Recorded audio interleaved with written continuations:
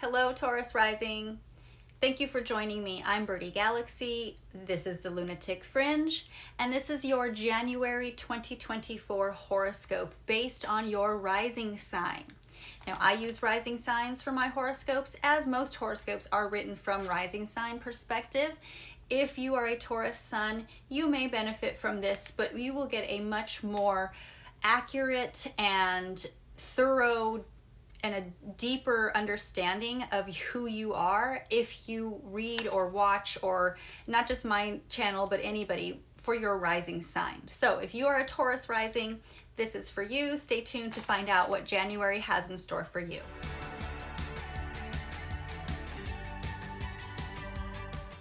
Okay, Taurus, we start out the beginning of January in Capricorn season. So the sun is in Capricorn. This is the house of education, of philosophy, of ethics, of long distance travel.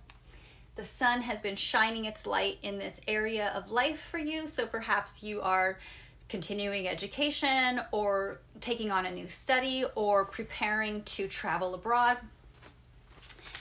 On January 1st, Mercury, which has been right next door in your 8th house in Sagittarius, it has been retrograde, bringing a lot of reevaluation and reassessment to your house of shared resources, your house of sex and intimacy, as well as deep psychological analysis.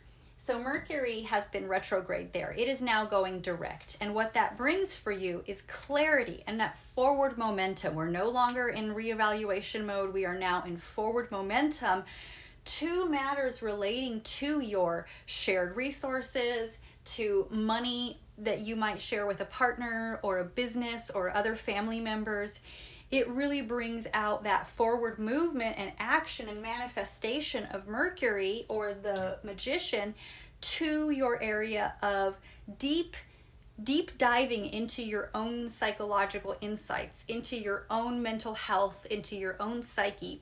This is the house of intimacy. The 8th house is the house of how we get close to others. And a lot of times it's those deep psychological insights that can help us understand why we maybe can or cannot find that intimacy with a partner that we crave. So this is really a time of spending a lot of this intellectual resource, this mind power of Mercury on your thought processes and on who you are and why you think the way you are. This is a good time to analyze your past traumas and to really deal with some of the harder situations in life. The 8th house is a very difficult house to have to deal with certain things that go through it. We all have it, we all experience it, and so for you right now, there's some intellectual energy going on there. Now, on January 4th, Mars is the tower. This can be a little scary for people, but it just means there can be some destruction, but it's for the purpose of revelation. It's revealing something to you. So Mars is moving into Capricorn along with the sun. What this is bringing out is Mars is very much action and raw energy. So Mars is bringing out this disciplined and ambitious nature that you have in your area of education, especially higher education, or your areas of ethics or philosophy, or even religious beliefs. This can also be bringing a lot of action or even a little bit of destruction, again, with the purpose of revelation, to maybe you have travel plans, long distance plans. It might be not necessarily negative, but just a little bit, something that's not necessarily so easy and kind. Mars can be rough. Now, on January 11th, the moon, or the high priestess, this is the energy of intuition, mystery, knowledge. The moon also is in Capricorn, and it is aligning with the sun, creating a new moon. A new moon is when the energies of the sun and the moon are together and they are harmonizing. They're working together. They are collaborating with each other. So here again, we're in this 9th house, or the house of education, higher education, academia, intellectual growth, in philosophy, ethics, religious beliefs, as well as not just long distance travel, but it could be travel abroad, travel to foreign places, or even having relations, some sort of communication or relationship with other cultures, people from other cultures, going to other countries, something to that nature. So a new moon is generally a time of new beginnings, fresh starts, trying something different. This is a fresh new moon cycle. So this is bringing an opportunity to start something new, start again, start fresh in that area of academia, ethics, philosophy, etc. Now on the 13th of the month, Mercury is also joining all of these planets in Capricorn in this 9th house. So what does that mean? Well, even more energy to all of these things we've just discussed. Mercury is the mind. Mercury is intellect. So this is really bringing out practical and disciplined communication. Mercury is all about getting that message across. So this is communication, but with a focused and ambitious approach to your higher education, to your academia situation. Maybe you're not going to school, maybe you're the professor, maybe you're teaching, maybe you're getting into an educational system where you are in charge. So it's really about an area of, especially when the mind is involved, when Mercury is involved, it's about swapping ideas, about creating that sort of, that discussion where there's a lot of voices involved. Now on the 20th of the month, the sun is making a little room here in your 9th house, and it is moving into Aquarius, into your 10th house. The 10th house is the house of career, public status, public image, fame. It's also recognition or public recognition for achievement of some sort of goal or mastery or authority on something. So the sun entering into this 10th house is taking that light, that spotlight, and now it is shining it on your career. It's shining it on who you are out in the world, your public image. Perhaps you're being recognized for something. You had all this energy going on in your house of education. Maybe you worked really hard at something and now you're being recognized for it. Did you just graduate? Are you receiving an award? The sun in this house really brings this progressive, and Aquarius is very unique. So when you, being a Taurus rising, have this sort of unique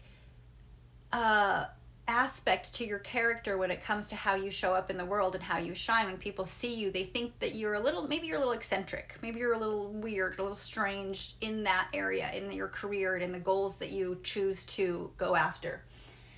So with sun here in Aquarius, it really brings out that innovative approach to your career, this unique approach to your career. You're doing something different out in public, and you are often being driven by unconventional ideas and a desire to make this greater impact on society, to show up in a way that really shines, but also has maybe even a humanitarian aspect to it. Now, on the 23rd of the month, we have Venus taking the place of the sun and moving right here into Capricorn, back into that house of education, philosophy, ethics, belief. So there's a lot going on for you in that area of life right now, Taurus.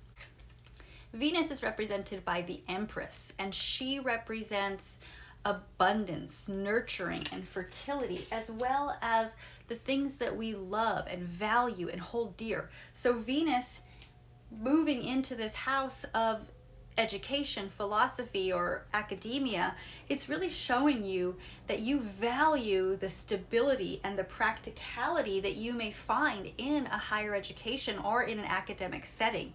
You maybe find a lot of value in having philosophical discussions with others, whether it's monetary value or just personal value. You're really seeing that value. You're seeking out relationships at this point that can align with your long-term goals and your aspirations. So Venus is really showing you where your heart is at the moment. Okay, Taurus rising, on the 25th of the month, the moon has moved all the way around this cycle over here to Leo. Leo is your 4th house.